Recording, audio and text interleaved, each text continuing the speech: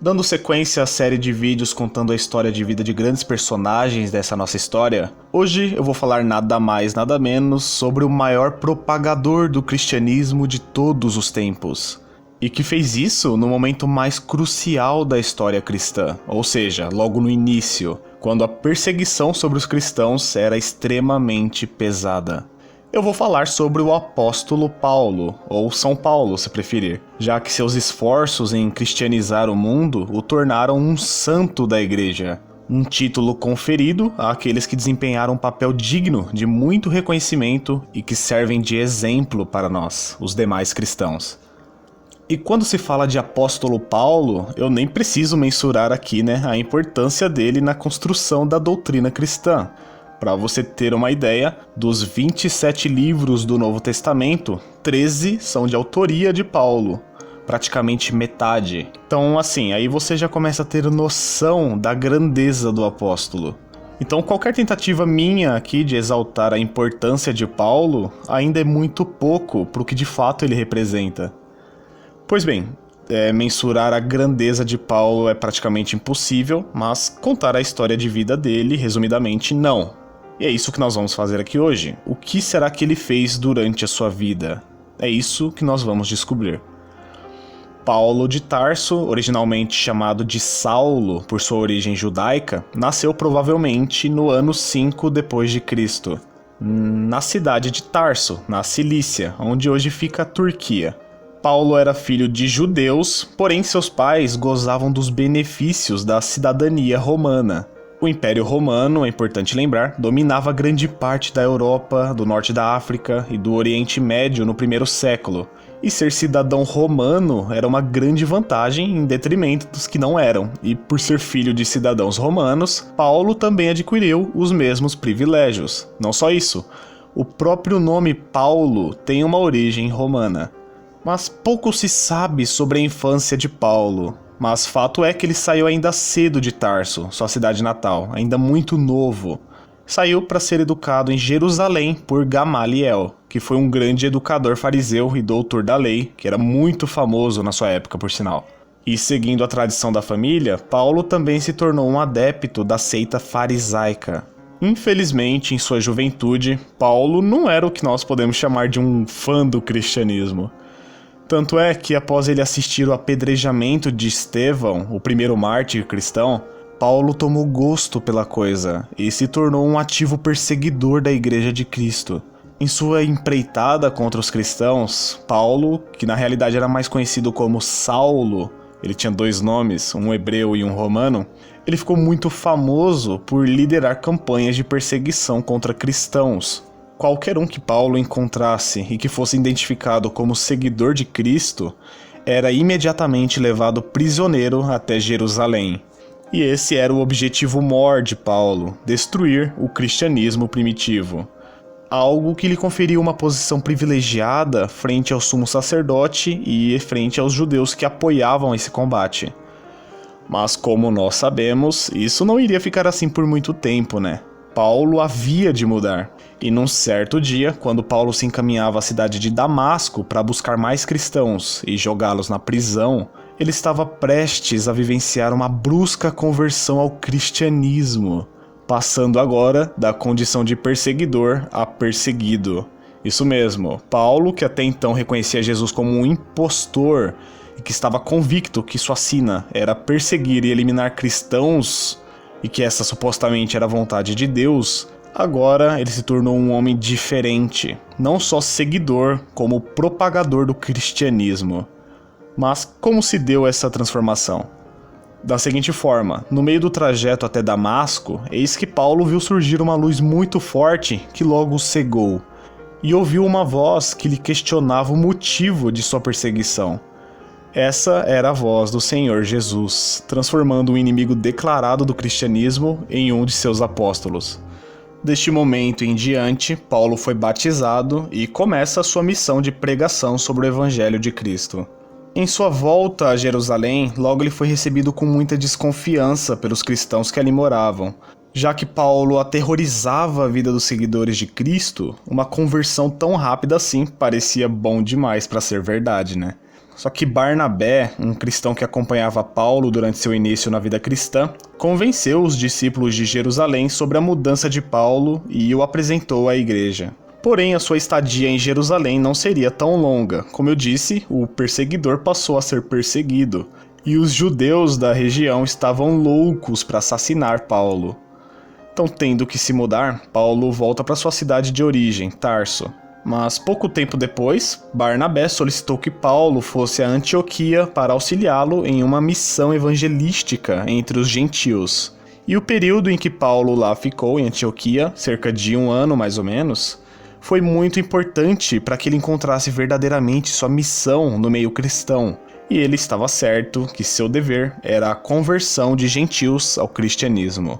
E a partir daí, o Espírito Santo orienta a igreja e Paulo recebe o chamado para iniciar suas viagens missionárias, algo muito marcante para a construção do apóstolo Paulo que nós conhecemos hoje.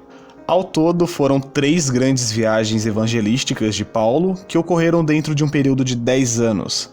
Em síntese, Paulo se concentrou em pregar em 4 grandes províncias do Império Romano, na Galácia, na Macedônia, na Acaia e na Ásia. Esses lugares receberam mais ênfase nas viagens missionárias de Paulo. E é aí que Paulo estabeleceu grandes comunidades cristãs que eram muito organizadas e muito dedicadas à difusão do cristianismo. E a estratégia de Paulo com essas viagens era basicamente a seguinte: primeiramente, ele se dedicava majoritariamente aos grandes centros urbanos, e o propósito era claro, pregando em regiões mais densamente povoadas.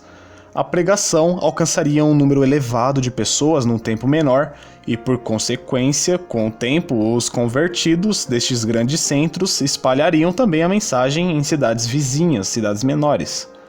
Paulo também tinha em mente que a melhor forma era trabalhar as boas novas também dentro das sinagogas, a fim de trazer judeus também para a fé cristã.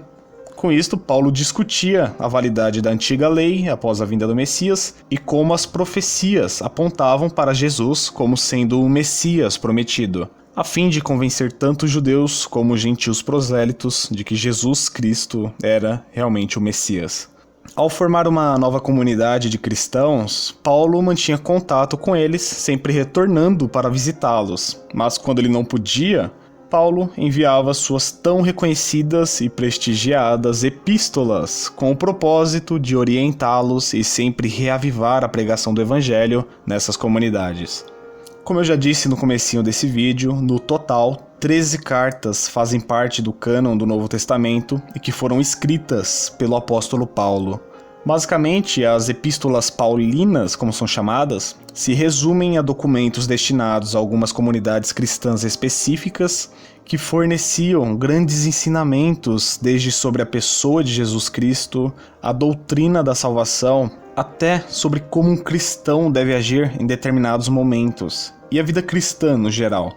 Podemos dizer que as cartas de Paulo são os textos fundamentais para a formação de toda a teologia cristã que conhecemos. Voltando às viagens missionárias de Paulo, através e graças a essas viagens, o evangelho pôde se espalhar consideravelmente. Dizem que ao fim da era apostólica, ainda no 1º século, já existiam centenas de milhares de pessoas que professavam da fé cristã. Um resultado fantástico que demonstra que Paulo não era somente um bom escritor e um grande mestre. Mais do que isso, ele tinha disposição de sair pelo mundo levando a mensagem de Cristo. Ele adentrava nas comunidades mais perigosas para cristãos, ia lá e pregava pela graça de Deus. E por causa desta coragem de Paulo, o cristianismo não só não foi destruído logo no início, como ainda cresceu abundantemente e se transformou na religião mais consistente e com mais seguidores no mundo em pouquíssimo tempo. Ao longo das 3 viagens de Paulo, logo em sua 3ª e última viagem, a caminho de Jerusalém, mesmo sabendo do perigo que seria para sua vida retornar à cidade onde os judeus o esperavam para o matar, Paulo decidiu rever seus irmãos de fé mesmo assim. Mas, para evitar o conflito entre cristãos e judeus com a volta de Paulo, os romanos, antecipadamente, resolveram prender Paulo para impedir que ele fosse linchado pelos judeus. Depois de algum tempo preso, Paulo, por ter a cidadania romana e sabendo que receberia um julgamento desfavorável, apelou para que fosse levado a Roma para ser julgado exclusivamente diante de César. Esse era um dos benefícios da cidadania romana. Porém, o navio de Paulo naufragou no meio do trajeto, mas felizmente Deus livrou Paulo da morte já nesse momento. Agora, chegando em Roma, na capital do Império, Paulo passou 2 anos em prisão domiciliar, mas foi concedida a liberdade de, nesse período, ele poder pregar abertamente na cidade mais importante do planeta à época.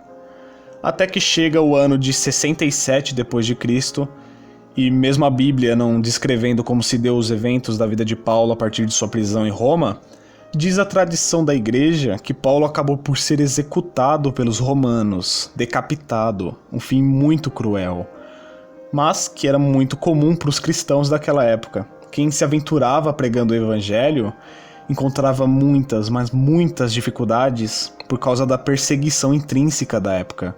Grande parte dos evangelizadores foram cruelmente assassinados nos primeiros séculos depois de Cristo. E essa foi a história de vida de São Paulo, um homem que foi completamente transformado através da pessoa de Cristo, que a princípio acreditou estar fazendo certo ao perseguir cristãos, mas que passou a ser perseguido após descobrir que era justamente em Jesus que habitava toda a verdade e a vida. E como homem obediente que foi, Paulo ouviu o chamado de Deus, se subordinou a Cristo e logo se sentiu na obrigação de levar essa mensagem onde quer que fosse. E esse é o exemplo de Paulo para as nossas vidas. Ele deixou um enorme legado que na realidade são os fundamentos da fé cristã. Então eu espero que você tenha gostado do vídeo, um grande abraço, fica com Deus e até o próximo vídeo. Eu fui.